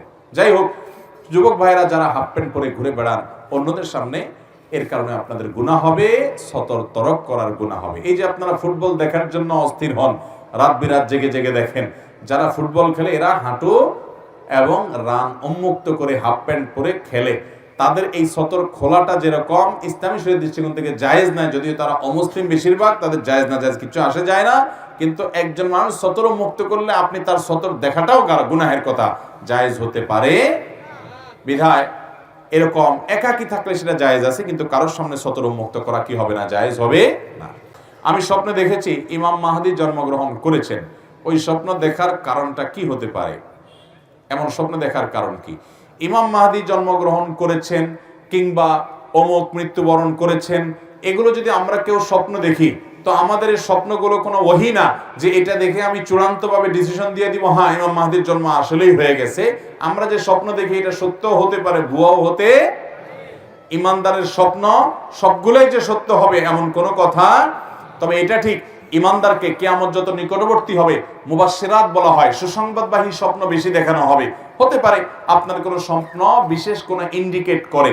স্বপ্নের ব্যাখ্যা ইসলামের গুরুত্বপূর্ণ একটা দিক। মুশকিল হলো আমাদের দেশে স্বপ্নের ব্যাখ্যা বুঝেন এমন আলেম, এমন মানুষ খুব কম, অথচ এই ব্যাপারটা এবং এই সাবজেক্টটা আমাদের অনেক বড় একটা গুরুত্বপূর্ণ বিষয়। নবী করিম সাল্লাল্লাহু আলাইহি ওয়াসাল্লাম ফজর নামাজের পরে কে কি স্বপ্নে দেখেছেন শুনে সেগুলোর ব্যাখ্যা দিতেন। আমাদের এই সমাজে আলেমদের মধ্যেও এমনকি স্বপ্নের ব্যাখ্যা দেওয়ার মতো বিচক্ষণ, বিদগ্ধ, এই সাবজেক্টে এক্সপার্ট মানুষ খুব একটা নাই। ইমানদার অনেক স্বপ্নই কিন্তু ইঙ্গিতপূর্ণ হয় এবং সতর্ক বার্তা হয়, অনেক সময় সুসংবাদবাহী হয়। এই স্বপ্নগুলোর ব্যাখ্যা জানতে পারলে ভালো। তবে স্বপ্ন যদি দেখার পর আপনার কাছে মনে হয় ব্যাখ্যা সাপেক্ষ, যার তার কাছে বলে বেড়াবেন না। ব্যাখ্যা দেওয়ার মতো কোনো লোক থাকলে তাকে বলবেন, আর না হলে চুপ থাকবেন। আর ইমাম মাহদিকে স্বপ্নে দেখছেন দেখেই উনি জন্মগ্রহণ করছেন এমন কোনো বিষয় নাই। আবার জন্ম করে থাকতে পারেন, সেটা একমাত্র আল্লাহ তাআলা ভালো জানেন। কিয়ামতের কোনো বিষয় নিয়ে আমরা নিজেরা দায়িত্ব নিয়ে আপনার বলবো যে হ্যাঁ ওনার জন্ম হয়ে গেছে, অমুক স্থানে হয়ে গেছে, অমুক জায়গায় হয়ে গেছে, এগুলা উচিত না। এগুলো বলা কোনো সঠিক কাজ না, কারণ কিয়ামতের ক্ষণ সন এগুলো বলার অধিকার কারোর দেওয়া হয় না। আপনার এই বক্তব্যে আপনি বলেছেন যে অজু ছাড়া কোরআন স্পর্শ করা বা ভিতরের পৃষ্ঠা ধরা যাবে না, এবং প্রমাণ হিসেবে উল্লেখ করেছিলেন সূরা ওয়াকিয়ার ৭৯ নম্বর আয়াত। কিন্তু আমি দেখেছি তাফসীর ইবনে কাসির এর ব্যাখ্যা সম্পূর্ণ আলাদা। দয়া করে সঠিকটা বলবেন। যদি আপনি এটা আমার কোনো বক্তব্য শুনে থাকেন তাহলে আমার মনে হয় আপনি ভুল শুনেছেন, অথবা কেউ এটা ভুলভাবে প্রকাশ করছে। কোরআনে কারিমে আল্লাহ রাব্বুল আলামিন বলেছেন লা ইয়ামাসসুহু ইল্লাল মুতাহহারুন, পবিত্র ব্যক্তিরা ছাড়া এটাকে অর্থাৎ কোরআনকে স্পর্শ করে না। এই আয়াত দ্বারায় ওযু করা ছাড়া কোরআন স্পর্শ করা যাবে না, এই আয়াত দ্বারায় আমরা প্রমাণ করার চেষ্টা কোথাও করেছি বলে আমার মনে পড়ে না। কারণ আমি জানি এই আয়াতের সবচেয়ে প্রসিদ্ধ এবং গ্রহণযোগ্য ব্যাখ্যা হলো যে এখানে লোহে মাহফুজের কোরআনের কথা বলা হয়েছে, আর মুতাহহার বলতে, পবিত্র বলতে ফেরেশতাদের কথা বলা হয়েছে। অর্থাৎ আল্লাহ বোঝাতে চাচ্ছেন লোহে মাহফুজের যে কোরআন আছে, যেটাকে কিতাব মাকনুন বলা হয়েছে আগের আয়াতে, সেই কিতাব পবিত্ররা ছাড়া অর্থাৎ ফেরেশতারা যারা গুনাহমুক্ত তারা ছাড়া কেউ স্পর্শ করতে পারে না। এটা লোহে মাহফুজের কোরআনের কথা বলা হয়েছে। এই আয়াত দিয়ে কোরআন স্পর্শ করার জন্য ওযু আবশ্যক সেই মাসআলা এই আয়াত দিয়ে প্রমাণিত হয় না। এই আয়াতের অনেকে ব্যাখ্যা করেছেন যে এর মানে আমরা পবিত্র ছাড়া কোরআন ধরতে পারবো না। তাদের ব্যাখ্যা অনুপাতে প্রমাণ হয়, কিন্তু বেশিরভাগ মুফাসসিরদের মত এবং গ্রহণযোগ্য মত হলো প্রথমটা। যাই হোক, তার মানে এই না যে কোরআন ওযু ছাড়া স্পর্শ করা যাবে। কোরআন ওযু ছাড়া স্পর্শ করা যাবে না। বহু হাদিস এর সপক্ষে আছে, একটা দুইটা নয়, বহু হাদিস। অনেক সাহাবীদের ফতোয়া রয়েছে, আসার রয়েছে এই মর্মে যে কোরআন স্পর্শ করতে হলে, সেটা কাগজে লেখা হোক, সেটা পাথরে লেখা হোক, সেটা ওয়াল লেখা হোক, এটা ধরতে হলে, ধরে ধরে পড়তে হলে, টাচ করতে হলে আপনাকে ওযু করতে হবে। তবে মুখস্থ কোরআন তেলাওয়াত করার জন্য ওযু করার প্রয়োজন। ওযুর মাধ্যমে শয়তান থেকে মানুষ মুক্ত হয়। আপনি কোরআন স্টাডি করবেন, তেলাওয়াত করবেন, ধরবেন, ধরে ধরে পড়বেন, তখন শয়তান থেকে পানা চাওয়ার জন্য একদিক থেকে আউযুবিল্লাহ পড়তে হয়, আরেক দিক থেকে ওযু করতে হয়। নাহলে কোরআন পড়েই আপনি ভুল ব্যাখ্যা করে গোমরা হতে পারেন। একটা গ্রুপ বাইরে হয়েছে আমাদের দেশে, আহলে কোরআন, তারা হাদিস মানে না, এই কোরআন পড়েই কিন্তু তারা গোমরা হয়েছে। তো কোরআন পড়ে যেন কোরআন থেকে আমি আবার ভুল ভালটা না শিখি, ভ্রান্ত যেন না হই, এজন্য শুরুতে আউযু বিল্লাহি মিনাশ শাইতানির রাজিম পড়তে হয়। আল্লাহ বলেছেন ইযা ক্রাআতাল কুরআন ফাস্তাইজ বিল্লাহি মিনাশ শাইতানির রাজিম, যখন কোরআন পড়বে শয়তান থেকে পানা চেয়ে নিবা, কারণ ও কোরআন থেকেই তোমাকে ভুলটা শিখায়া বুঝায়া বিভ্রান্ত করতে পারে, যেমন আহলে কোরআনীদেরকে করছে, হাদিস স্বীকারকারীদেরকে করছে। এরকম আমাদেরকেও হতে পারে, জন্য আউযুবিল্লাহ পড়তে হয়, সেই সাথে ওযুও করতে হয়। মুখস্থ তেলাওয়াত করবেন, ওযু করার প্রয়োজন নাই। এই বিষয়ে যদি বিস্তারিত জানতে চান, মাওলানা এমদাদুল হক নামে একজন আলেম, ডক্টর খন্দকার আব্দুল্লাহ জাহাঙ্গীর রহমতুল্লাহর বইগুলোর সম্পাদনা যিনি করতেন, এখনো করেন, তিনি একটা বই লিখেছেন কোরআন স্পর্শ করতে ওযুর প্রয়োজন আছে কিনা। এই বইটা কিনে নিতে পারেন, সেখানে বিস্তারিত দলিল প্রমাণ উল্লেখ করা হয়েছে। সেখানে আপনি পাবেন সাহাবা ইকরামের অসংখ্য অসংখ্য আসার, নবী সাল্লাল্লাহু আলাইহি ওয়াসাল্লামের হাদিস আছে যে কোরআন এটা ওযু ছাড়া স্পর্শ করা যাবে না। অতএব এই আয়াত লা ইয়ামাসসুল মুতাহহারুন আয়াত, এটা থেকে প্রমাণ করার প্রয়োজন নাই, অন্য আরো অনেক হাদিস আছে। সম্প্রতি এক ভিডিওতে দেখা গেছে যে জনৈক ব্যক্তি মাদ্রাসা শিক্ষার বিরুদ্ধে বিষোদ্গার করছেন, এবং তিনি প্রশ্ন রেখে বলছেন মাদ্রাসা থেকে পড়াশোনাকে বের করে কয়েকজন মিলে নাকি একটা মাদ্রাসায় প্রতিষ্ঠা করে, তাদের নাকি এদেশে আর কোনো অবদান নাই। আপনি কি বলবেন? দেখুন, ওলামায়ে কেরাম এদেশে মাদ্রাসা প্রতিষ্ঠা করে এদেশে সৎ, নেককার, আল্লাহ ভীরু এবং মানুষের মতো মানুষ গড়ার কাজটা তারা আঞ্জাম দেন। এই কাজটা যদি ওলামা একরাম আঞ্জাম না দিতেন, তাহলে আমাদের মতো এরকম দেশে, যে দেশে অনেক কিছুর অভাব অনটন আছে, মানুষের মাথা মানুষ খাইতো, এখনো পর্যন্ত যতটুকু অপরাধ নিয়ন্ত্রণে আছে, আইন শৃঙ্খলা রক্ষাকারী বাহিনীর যতটুকু অবদান আছে, এর পাশাপাশি ওলামা একরামের অবদান অনস্বীকার্য। এই দেশ থেকে যৌতুককে বিদায় দেওয়ার জন্য সবচেয়ে বেশি অবদান, বলতে গেলে শতকরা 90% অবদানই কিন্তু আলেমদের। প্রতিটি মসজিদের মিম্বর থেকে, মাহফিলের মঞ্চ থেকে যৌতুক বিরোধী বক্তব্য আজ নয়, আমরা ছেলেবেলা থেকে শুনে আসছি। এর মাধ্যমে এই দেশটি কুসংস্কার মুক্ত হয়েছে। এরকম আরো বহু বড় বড় কুসংস্কার সমাজ থেকে বিদায় দিয়ে সত্য এবং ন্যায় প্রতিষ্ঠা করার কাজ ওলামা একরাম আঞ্জাম দিয়েছেন। যেই সমস্ত ইয়েতিম ছাত্ররা এদেশের হাজার হাজার মাদ্রাসায় পড়াশোনা করে, এই ইয়েতিম ছাত্রগুলোকে যদি ওলামা একরাম তত্ত্বাবধান না করতেন, তাহলে যে সমস্ত ছেলেরা রাস্তায় অথবা আপনার কোন বস্তিতে মা বাপের শাসনবিহীন অবস্থা বেড়ে ওঠে, এদের অনেকে সিসকে সন্ত্রাসী হয়ে যায়, অনেকে চুরি চেঁচড়ামি এবং অনেকে আপনার ছিনতাইকারী ইত্যাদি সন্ত্রাস খুনের দিকে পর্যন্ত অনেকে চলে যায়। এই শত শত হাজার হাজার নয় বরং লাখো এতিমকে মাদ্রাসাগুলো যদি লালন পালন না করত, তাহলে এই দেশে সন্ত্রাসের স্বর্গরাজ্য কায়েম হতো। বরং সেই সন্তানগুলো দেশের সবচাইতে ভালো মানুষ, শ্রেষ্ঠ মানুষ, যারা কখনো মাদকের কারবার করে না, যারা যৌতুক খায় না, যারা মানুষ খুন করে না, যারা ধর্ষণ করে না, যারা ইফটিজিং করে না, যারা সমাজে দুর্নীতি করে না, যারা অন্য সমস্ত দাগি দাগি অপরাধগুলো করে না, সেই রকম সোনালী মানুষগুলো তৈরি হয় মাদ্রাসাগুলো থেকে। দেশে যদি কোনো ডাক্তার ইঞ্জিনিয়ার নাও থাকে, তারপরও মানুষ সব মরে সাফ হয়ে যাবে এমন না, হয়তো নাগরিক সুবিধা থেকে মানুষ বঞ্চিত হবে। একসময় যখন এত ডাক্তার ইঞ্জিনিয়ার ছিল না, তখনও পৃথিবীতে মানুষ ছিল, কিন্তু মানুষের ভিতরে যদি মনুষ্যত্ব না থাকে, মনুষ্যত্ব যদি হারিয়ে যায়, মানুষ যদি পশুর মতো হয়ে যায়, তাহলে সেই সমাজ কখনো বাসযোগ্য সমাজ হতে পারে না। ওলামা একরামের অবদান যারা চোখে দেখেন না, আমরা তাদেরকে বলতে চাই, আপনারা, আমরা স্কুল কলেজকে কখনো প্রতিপক্ষ মনে করি না, স্কুল কলেজও আমাদের, মাদ্রাসাও আমাদের, কিন্তু এই টাইপের মানুষগুলো যারা বিভক্ত করতে চায় দেশের মানুষকে, আমি তাদেরকে প্রশ্ন রাখতে চাই যে আপনার মতো মানুষরা স্কুল কলেজে পড়েছেন কেন? সরকারি একটা চেয়ার দখল করার জন্য, সরকারি একটা পদ দখল করার জন্য, যাতে করে ওইটাতে দখল করে আপনি এই দেশকে শোষণ করতে পারেন, মানুষকে শোষণ করতে পারেন, দুর্নীতি করতে পারেন, টিন চুরি আর গম চুরি করতে পারেন, ডাকাতি করতে পারেন, আত্মসাৎ করতে পারেন, দুর্নীতি করতে পারেন। এই দেশে যতটুকু উন্নতি না হয়েছে, ততটুকু আপনাদের দুর্নীতির কারণে হয়েছে, হুজুরদের কারণে না। অতএব ওলামা একরামের ব্যাপারে যারা বিশুদ্ধার করে, মাদ্রাসার ব্যাপারে যারা বিশুদ্ধার করে, এরা মূলত জানে যে এদের যত অপকর্ম আছে, এগুলোর জন্য সবচেয়ে বড় বাধা হলো এদেশে আলেমরা। এই জন্য তারা ওলামাদের না খোঁচাইলে তাদের পেটের ভাত হজম।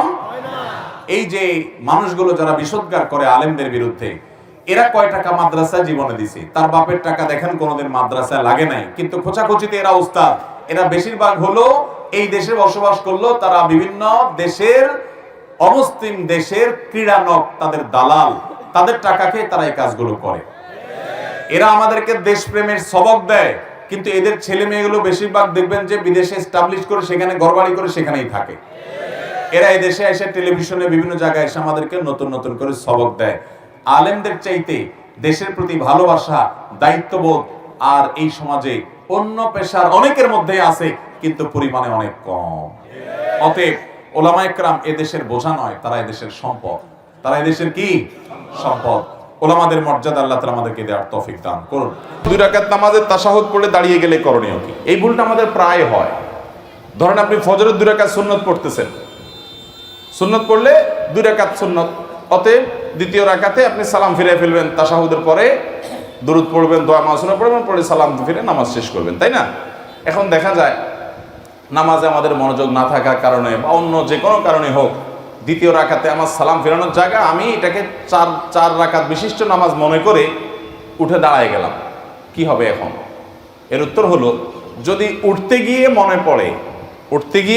মনে পড়ে, এখনো সোজা হয়ে দাঁড়ান নাই, বরং বসার দিকে বেশি ঝোঁকা আছেন, জাস্ট একটু উঠতেছেন, এর মধ্যে মনে পড়ে আরে আমি তো 2 রাকাত নামাজ পড়তেছি, আমার তো দাঁড়ানোর কথা না, তাহলে ওই অবস্থা আবার ফেরত বসে যাবেন, বসে সালাম ফিরে ফেলবেন, নামাজ হয়ে যাবে, সিদ্ধা সাউটাও কিচ্ছু লাগবে না, যদি একটু উঠতে গিয়েই মনে পড়ে যায়।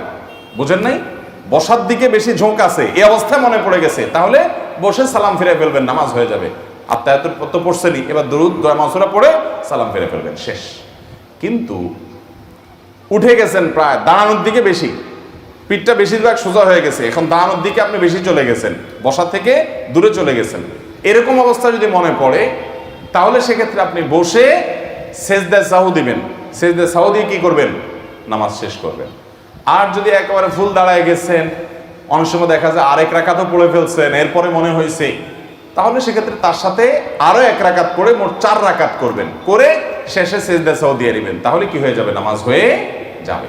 তাহলে 3টা সিস্টেম হলো। এক হলো বসা থেকে একটু উঠতে গিয়ে মনে পড়ছে, তাহলে বসে ওই যে দোয়া মাসুরা দুরুদ পড়ে সালাম ফিরে ফেলবেন। আরেকটা হলো উঠার দিকে বেশিরভাগ চলে গেছেন, হ্যাঁ, উঠার দিকে বেশিরভাগ উঠে গেছেন, তাহলে 2 রাকাত ফরজ নামাজ যদি হয়, যেমন ফজরের ফরজ নামাজ 2 রাকাত, এখানে 2 রাকাত পড়াটা ফরজ, তাহলে সেক্ষেত্রে আপনি ওই অবস্থায় বসে যাবেন, বসে সালাম ফিরা সেজদা সাহু দিবেন, যেহেতু দাঁড়ানোর দিকে বেশি হয়ে গেছে। কথা কি বুঝাতে পারছি? এভাবে নামাজ হয়ে যাবে ইনশাআল্লাহ তাআলা। ইসলামে পাতানো ভাই বোন অথবা ধর্মের ভাই বোন জায়েজ আছে কিনা? ইসলামে কোনো পাতানো ভাই বোন বা ধর্মের ভাই বোন বলতে কোনো ভাই বোন নাই। ভাই বোন একটাই, সেটা হল রক্তের ভাই বোন। এছাড়া যত ভাই বোন আছে সব 2 নম্বর ভাই বোন। সব কয় নম্বর ভাই বোন? 2 নম্বর ভাই বোন। শয়তান নেক্সট সুরতে ধোকা দেয়, বলে যে আমার পাতানো ভাই, আমার ধর্মের ভাই। কত ধর্মের ভাইয়ের হাত ধরে ধর্মের বোন পালাই গেছে। হারামে কখনো শান্তি থাকতে পারে না। অতএব এই পাতানো ভাই, ধর্মের ভাই বলতে কিচ্ছু না শরীয়তে। যদি এরকম কারোর মনের ভিতরে আসে, কোনো যদি ছেলে আইসা কোনো মেয়েকে বলে আপনাকে বোন ডাকছি, বোন, আর বোনে যদি আপনার ভাই ডাকছি, তাহলে বুঝবেন যে এটা ইবলিসে পাঠাইছে। এটা কে পাঠাইছে?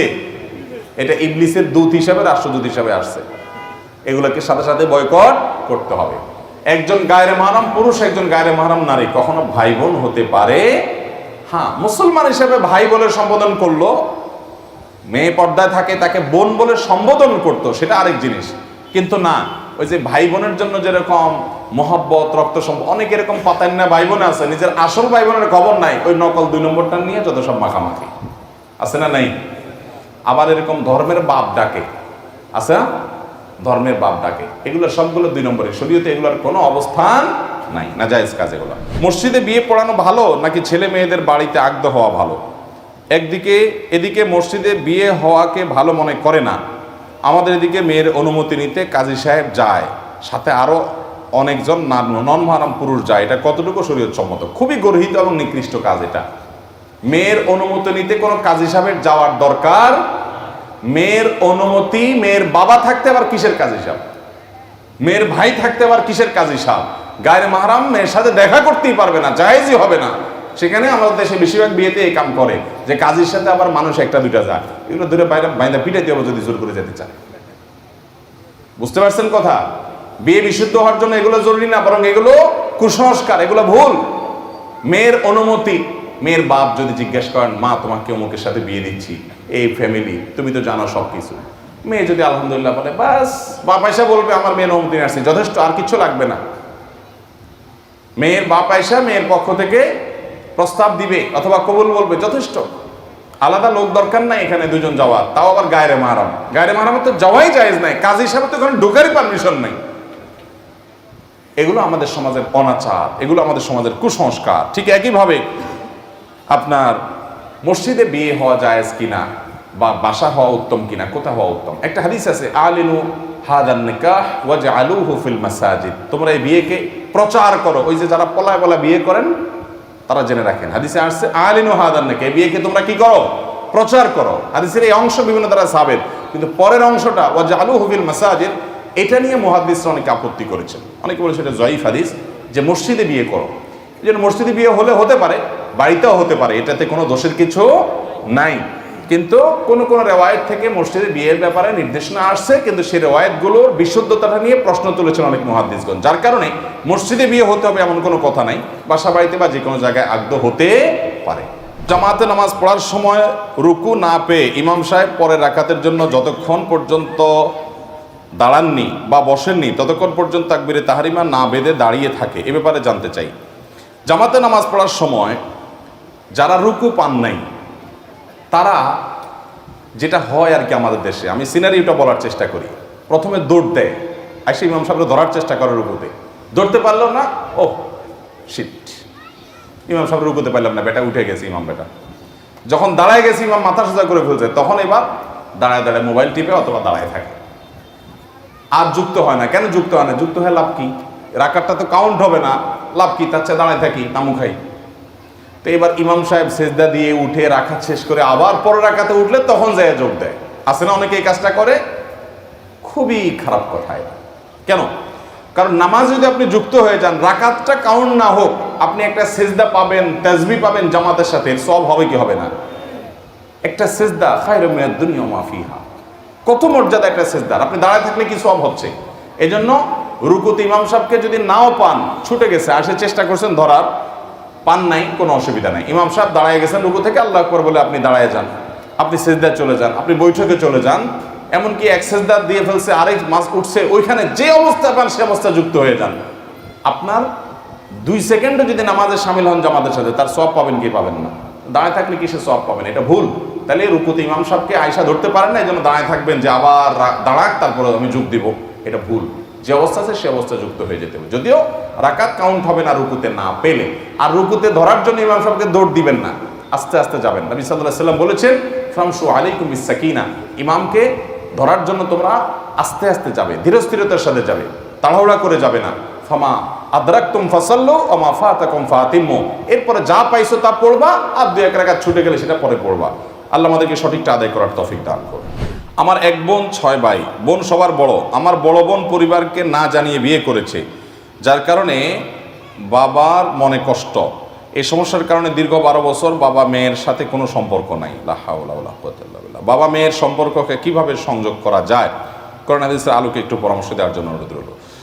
যাই হোক, এরকম যদি হয় যে মেয়ে বাবার অমতে বিয়ে করেছেন, হানাফি মাযহাবের আলোকে বিয়ে বিশুদ্ধ হয়ে গেছে প্রাপ্তবয়স্ক মেয়ে হলে, তো এই মাসআলা, এই ফতোয়া পাইয়া অনেক মেয়েরা আছে, অনেক ছেলেরা আছে, পালায়া বিয়ে করার জন্য অস্থির হয়ে যায়।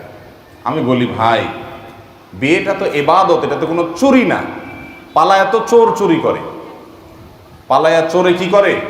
চুরি করে। আরে বিয়ে করবেন বুক ফুলে ডাকডোল পিটায়া সবাইকে জানায়া সুন্দর করে, কি পালাপালি করে এদিক থেকে সেদিক চলে যাচ্ছেন, গোপনে করতেছেন। জীবনে একটা বিয়ে করবেন, সেটা ওই পালাপালি করলে কোনো আনন্দ আছে এটাতে? বেকুব, এর মতো নির্বোধ কে আছে? শয়তান বুঝায় এর সাথে সংসার করলে আমার জীবনে শান্তির ফুলগুধারা বয়ে বেড়াবে, শান্তির নহর শুরু হবে। এটা হলো ইবলিসের ধোঁকা। এটা কিসের ধোঁকা? ইবলিসের ধোঁকা। আল্লাহ রাব্বুল আলামিন যেখানে শান্তি দিয়েছেন সেখানে শান্তি হবে। বিধায় নিজে মন গড়া, বিশেষ করে বিবাহের আগে একটা সম্পর্ক করছেন, হালাল ইটিস পিটিস সম্পর্ক করছেন, এরপরে এর হাত ধরে ভালো বাইগা গেছেন, আপনার সংসারে শান্তি হবে আপনি চিন্তা করছেন। কোন বেকুব বলছে আপনাকে?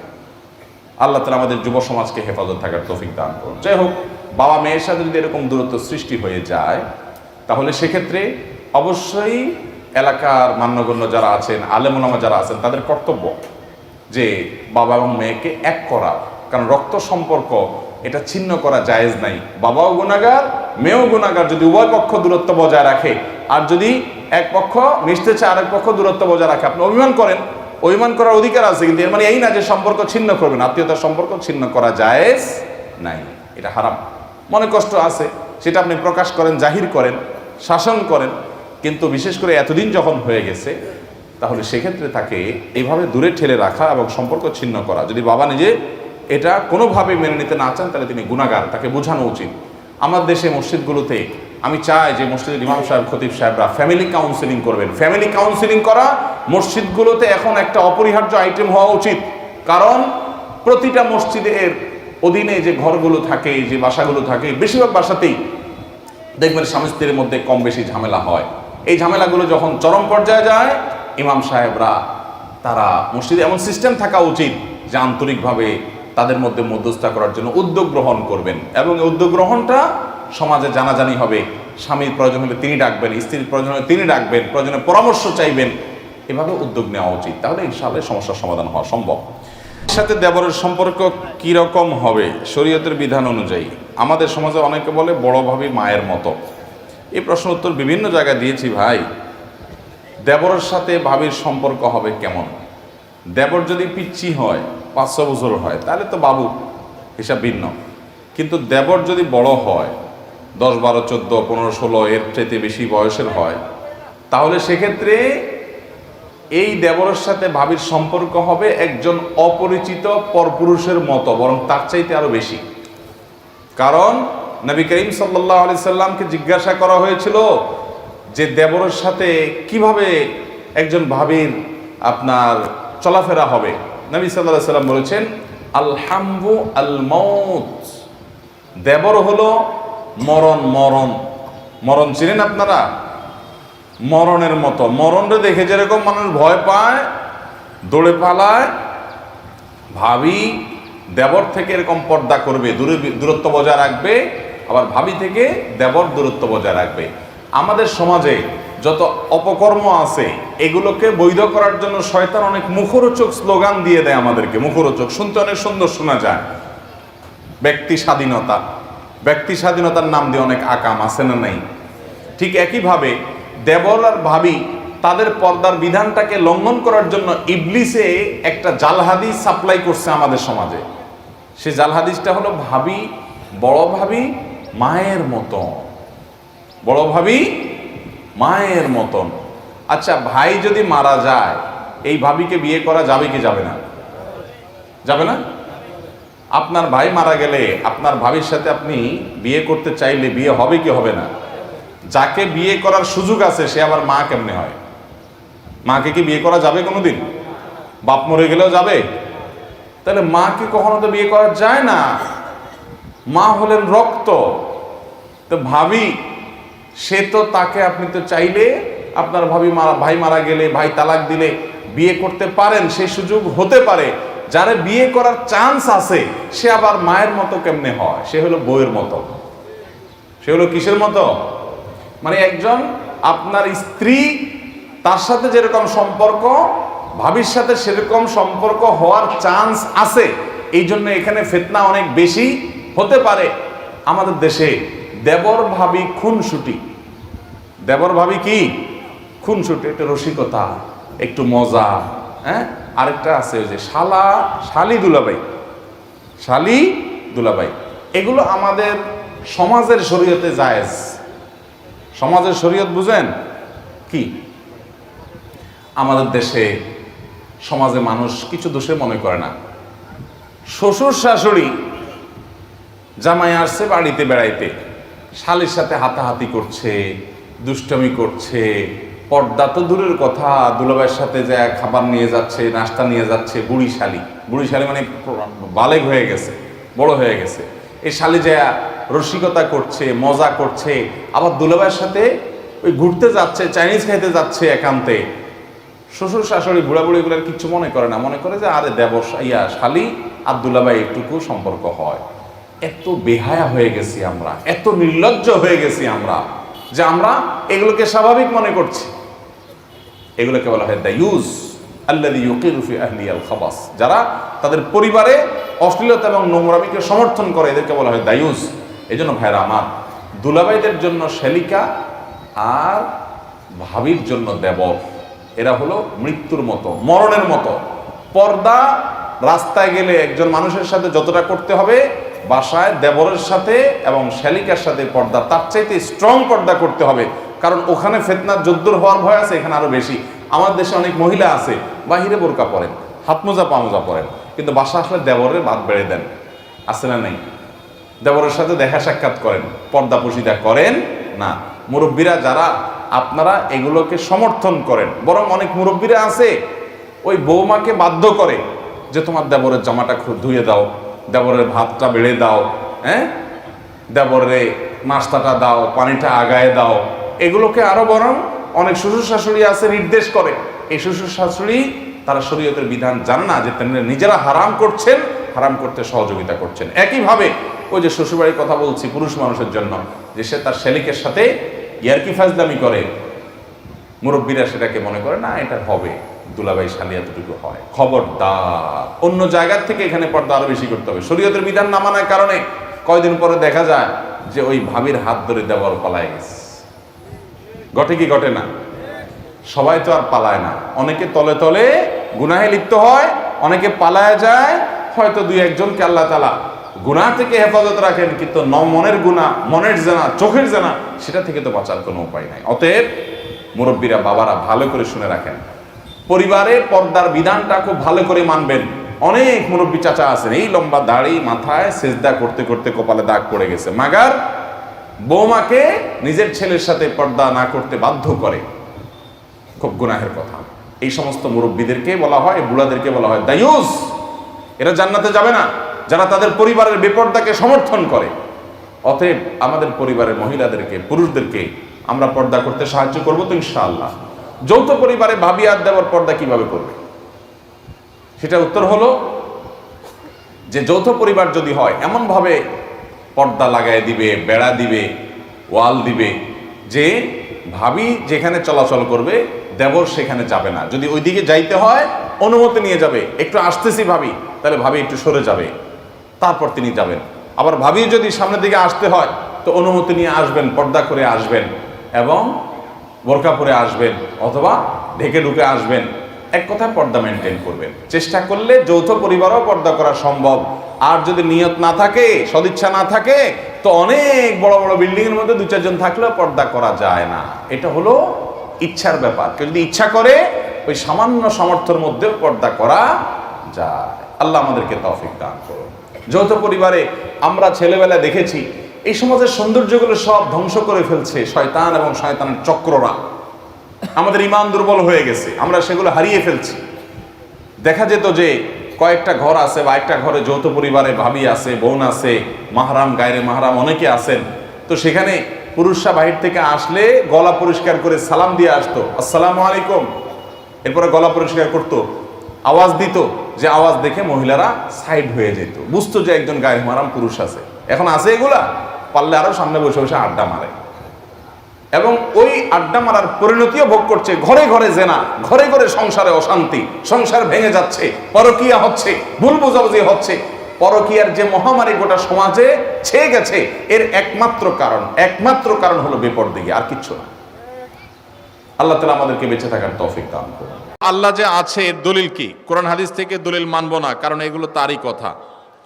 এটা আমাদের যে ভাই প্রশ্ন দিয়েছেন, তিনি যদি আমাদের কোনো নাস্তিক ভাই হন বা অন্য ধর্মাবলম্বী ভাই হন বা যেই হন না কেন, তাকে আমি বলতে চাই, আল্লাহ যে আছেন এটা প্রমাণ হলো আপনি নিজে। আপনি আপনার লাইফটা কোত্থেকে পাইছেন? নেট থেকে ডাউনলোড করে নিছেন? কি বলেন? আপনি নিজেকে কোত্থেকে পাইছেন? আপনার আব্বা আম্মা আপনাকে নেট থেকে ডাউনলোড করে নিয়ে আসছে? ভাইরা আমার, আমাদের অস্তিত্বই আল্লাহর অস্তিত্বের সাক্ষী। আল্লাহ রাব্বুল আলামিন বলেছেন, ওয়াফি আনফুসিকুম আফালা তুবসিরুন, তোমাদের অস্তিত্বের মধ্যেই আল্লাহর অস্তিত্বের নিদর্শন আছে, তোমরা কি দেখো না? ভাইরা আমার, আল্লাহর এই বিশাল সৃষ্টি জগৎ, এই মহা সৃষ্টি, এত বিশাল সৃষ্টি জগৎ দেখার পরও যদি কেউ স্রষ্টাকে বিশ্বাস করতে কষ্ট হয়, তাহলে তার মতো হতভাগা আর কে হতে পারে? ভাইরা আমার, এই সৃষ্টি জগৎই স্রষ্টার অস্তিত্বের সাক্ষী। আল্লাহ রাব্বুল আলামিন আল্লাহর এই সৃষ্টি জগৎ দেখে, তার সুনিপুণের সৃষ্টি দেখে আল্লাহর অস্তিত্ব এটা খুঁজে পাওয়ার হেদায়েত, তৌফিক আল্লাহ তাআলা আমাদেরকে দান করুন। ভাইরা আমার, আমরা যদি আমাদের অস্তিত্বের দিকে তাকাই, আল্লাহ সৃষ্টির দিকে তাকাই, সূরা মুলকে শুরুর আয়াতগুলো যদি অনুবাদ সহকারে আপনি পড়েন, কোরআন জুড়ে আল্লাহ রাব্বুল আলামিন যে বলেছেন আল্লাহ রাব্বুল আলামিনের সৃষ্টি শৈলী নিয়ে, সেগুলো যদি আপনি অধ্যয়ন করেন, পড়েন, তাহলে দিনের আলো মতো পরিষ্কার হবে যে আল্লাহ রাব্বুল আলামিনের অস্তিত্ব এটা ওয়াজিবুল উজুদ, এটার অস্তিত্বহীনতা কখনো কল্পনা করা যায় না।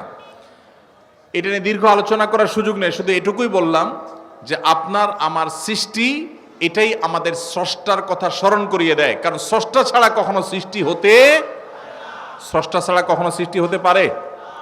ছোট বড় এমন কিছু পৃথিবীতে নাই যেটা কেউ তৈরি করা ছাড়া আসছে। মাইকটা কেউ তৈরি করেছেন, এই পানির বোতলটা কেউ তৈরি করেছেন, এই কাগজটা কেউ তৈরি করেছেন। প্রত্যেকটা জিনিসের যেরকম কেউ না কেউ তৈরি করেছে, ক্রিয়েটর আছেন, সেখানে এই মহা সৃষ্টির এত কিছুর আমি আপনি সহ আমাদের এবং এই আল্লাহর এই সৃষ্টি জগতের যে বিশাল আয়োজন, এগুলোর কোনো ক্রিয়েটর নাই, এর চেয়ে হাস্যকর কথা আর কি। আল্লাহ তাআলা আমাদেরকে হেদায়েত নসিব করুন। হেদায়েত যদি আল্লাহ তাআলা কাউকে দান না করেন, তাহলে সেক্ষেত্রে সে অনেক নলেজ অর্জন করার পরও সঠিক পথে হয়তো আসবে না। এই জন্য আল্লাহর কাছে হেদায়েত চাইতে আমাদেরকে শিক্ষা দেওয়া হয়েছে। এই দিনে সিরাতুল মুস্তাকিম আমরা সে দোয়া আল্লাহ তাআলার কাছে করবো ইনশাআল্লাহ। বাবা মায়ের অবাধ্য হয়ে বিয়ে করলে কতটুকু জায়েজ হবে? বাবা মায়ের অবাধ্য হয়ে বিয়ে করবেন কেন? বাবা মারা যারা এখানে আছেন, আপনাদেরকে বলতেছি, চাচারা যারা আছেন, পর্দার আড়াল থেকে চাচিরা যারা শুনছেন, ছেলে মেয়ে বিয়ের উপযুক্ত হওয়ার পর তথাকথিত পায়ে দান ও অজুহাত করে নাম করে ছেলে মেয়েকে বিয়ে দিতে দেরি করবেন না। পোলাপানের আওয়াজ শুনে হলেও কিছুটা বোঝার চেষ্টা করেন। আল্লাহ রাব্বুল আলামিন আমাদের চাচা চাচিদেরকে হেদায়েত নসিব করুন। ওনারা যেন আমাদের ছেলে মেয়েদের কষ্টটা বুঝেন, আল্লাহ তাআলা সেই তৌফিক নসিব করুন। বাবাজিরা, আপনারা যে বয়সে বিয়ে করেছেন, আপনার ছেলেকে কিন্তু তার চাইতে আর্লি দিতে হবে। কেন দিতে হবে? কারণ আপনাদের আমলে ফেসবুক ছিল না, এখন ফেসবুক বাইর হয়েছে। আপনাদের আমলে স্মার্টফোন ছিল না, এখন টাচ মোবাইল বাইর হয়েছে। এই ছেলে মেয়েদের চরিত্র রক্ষা করার জন্য আর্লি বিয়ে দিতে হবে। আল্লাহ আমাদের মুরব্বীদেরকে সে হেদায়েত নসিব করুন। নবী করিম সাল্লাল্লাহু আলাইহি সাল্লাম বলেছেন, তোমার সন্তান বিবাহের উপযুক্ত হওয়ার পর তাকে বিবাহ দিতে দেরি করবে না। যদি দেরি করো, তাহলে ব্যভিচারের মতো ফিতনা সমাজে ছড়িয়ে পড়বে। এই ফিতনা সমাজে ছড়ালে কি হয়? পশ্চিমাদের চাইতে বেশি কেউ বোঝে না। পশ্চিমারা বিবাহ বহির্ভূত সম্পর্ককে অ্যাপ্রিসিয়েট করেছে। এখন তাদের মানুষ জন্মের হার কমতে কমতে এমন ভয়ঙ্কর লেভেলে চলে গেছে, তাদের দেশ স্বাভাবিকভাবে চালানোর মতো লোকও নাই। কারণ অবৈধ সম্পর্ক দিয়ে তাদের দিন যায়, বিয়ে শাদী করে না, বাচ্চা কাচ্চা হয় না, তাদের জেনারেশনের মধ্যে গ্যাপ তৈরি হয়ে যাচ্ছে। অতএব সমাজে নানাবিধ ফিতনা ছড়াবে। ডক্টর খন্দকার আব্দুল্লাহ জাহাঙ্গীর রহমাল্লাহ বলতেন, একটা সাইক্লোনে, একটা ঘূর্ণিঝড়ে একটা দেশের বেশিরভাগ মানুষ যদি মারা যায়, আবার ধীরে ধীরে বাকি যে মানুষগুলো বেঁচে আছে তারা সারভাইভ করে উঠে যাবে। কিন্তু ব্যভিচার যদি একবার ছড়িয়ে পড়ে পৃথিবীতে, ঘরে ঘরে যদি ব্যভিচার এটা শুরু হয়ে যায়, বিবাহকে যদি নিরুৎসাহিত করা হয়, তাহলে সেক্ষেত্রে মানুষের জন্ম এটা বন্ধ হয়ে যাবে এবং মানব সভ্যতা পৃথিবী থেকে হারিয়ে যাবে।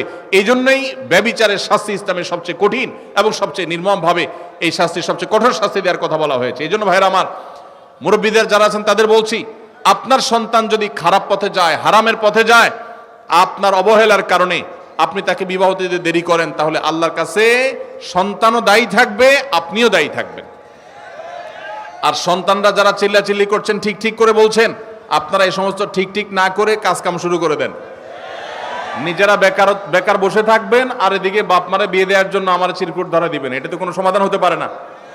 সবাই কাজ করবেন বেশি করে ইনশাআল্লাহ, আবার দোয়াও করবেন। ছাত্র অবস্থায় বিয়ে করা যাবে কিনা, সমস্যা কি? ছাত্র অবস্থায় আপনি টিউশনি করে বিভিন্নভাবে উপার্জন করতে পারবেন কি পারবেন না? তো যদি উপার্জন করতে পারেন তাহলে বিয়েও করতে পারবেন ইনশাআল্লাহ। আল্লাহ তাআলা আমাদের মুরব্বীদের মনের মধ্যে সুমতি দান করুন। আর যারা আপনারা আছেন আমাদের যুবক ভাইরা, আপনাদেরকে বলবো, যতদিন বিয়ে করার সামর্থ্য আল্লাহ দিচ্ছেন না, ততদিন পর্যন্ত নিজেকে সংযত রাখতে হবে। হারাম সম্পর্কে জড়ানো যাবে যতদিন পর্যন্ত আর্থিক সঙ্গতি হয় না, ততদিন পর্যন্ত সবর করতে হবে। নবী সাল্লাল্লাহু আলাইহি ওয়াসাল্লাম বলেছেন, ইয়া মা'আশারাশ শাবাব মান ইসতাতাআ মিনকুমুল বাআতা ফালইয়াতাযাওয়াজ ওয়া মান লাম ইসতাতি ফাআলাইহি বিস-সাওম। হে যুবকরা, তোমাদের যাদের বিবাহ করার সামর্থ্য আছে, আর্থিক সঙ্গতি আছে, তারা বিবাহ করো। যাদের আর্থিক সঙ্গতি নাই, তারা যেন রোজা রাখে, নিজেকে সংবরণ করে, সবর করে। অতএব যুবক ভাইরা, চরিত্রকে হেফাজত করতে হবে। চরিত্র হেফাজত করতে পারলে এটা আপনাদের জন্য অনেক বড় অ্যাচিভমেন্ট, এটা অনেক বড় ইবাদত, এটা আল্লাহর কাছে আপনাদের তাকওয়া প্রমাণের অনেক বড় সুযোগ। আল্লাহ তাআলা আমাদের যুবক ভাইদের চরিত্রগুলোকে হেফাজত করার তৌফিক নসিব করুন। মনে রাখবেন, যদি যৌবনকে হারাম সম্পর্ক দিয়ে আপনি কালিমা যুক্ত করেন, এটাকে রিকভার করা এত সহজ নয়। যাদের হারাম সম্পর্ক আছে, এখনই তওবা করুন, নতুন জীবন গড়ুন এবং নিজেকে সবর করুন, হারাম থেকে দূরে সরায় রাখেন। আল্লাহ কেন বলেছেন ওয়ালা তাকরাবুজ জিনা, জিনার কাছেও যেও না? কারণ আগে থেকে আপনি দূরে থাকলে তখন বাঁচতে পারবেন। এই সম্পর্ক, হারাম সম্পর্ক থেকে দূরে সরে আসতে হবে। আল্লাহ আমাদের সবাইকে তৌফিক দান করুন। আমার বিয়ে হচ্ছে না চাকরির জন্য, মেয়ে রাজি আছে, আমিও রাজি, কিন্তু পরিবার বুঝে না, কি করব? এটা তো আমরা বলেছি আপনার যখন আর্থিক সঙ্গতি নেই তখন শরীয়ত আপনাকে বিয়ে করতে বলে না, আপনাকে রোজা রাখতে বলে। কি রাখতে বলে?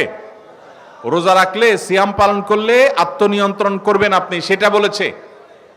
আপনি পরিবারের দোষ দিচ্ছেন কেন? আমরা ঢাল নাই, তরবারি নাই, নিদিরাম সর্দার, চাকরি নাই, টাকা নাই, রুজি নাই, ইনকাম নাই, আপনি বিয়ে করার জন্য পরিবারের চাপ দিচ্ছেন, আবার দোষ দিচ্ছেন পরিবার রাজি না। পরিবার কি দেখে রাজি হবে? নিজে বাপের হোটেলে খান, আবার আরেকজন বাপের হোটেলে খাওয়াবেন, এটা তো উচিত না। তবে বাবা মার যদি আর্থিক সঙ্গতি থাকে তাহলে তাদের সন্তানের চরিত্র রক্ষার জন্য উদ্যোগী হওয়া উচিত, সেটা ভিন্ন বিষয়। কিন্তু সন্তান বাবা মার উপর এটা চাপাই দিতে পারেন না, এই জন্য উপার্জন করা শুরু করেন। মুশকিল হলো বেশিরভাগ বাবা মা মনে করেন পায়ের উপর দাঁড়ানো মানে লাখ লাখ টাকার মালিক হওয়া। মনে রাখবেন, কোন রকম মোহরের টাকা জোগাড় করে স্ত্রীর ডাল ভাতের ব্যবস্থা করতে পারলেই শরিয়ার নির্দেশনা অনুযায়ী তার বিবাহ করার রাইট এবং অধিকার চলে আসে। বাবা মা কোনো খোঁড়া অজুহাতে তার বিবাহ বিলম্ব করার ইখতিয়ার তাদের নাই। আল্লাহ তাআলা আমাদের মুরব্বীদেরকে আবারও দোয়া করে হেদায়েত নসিব করুন।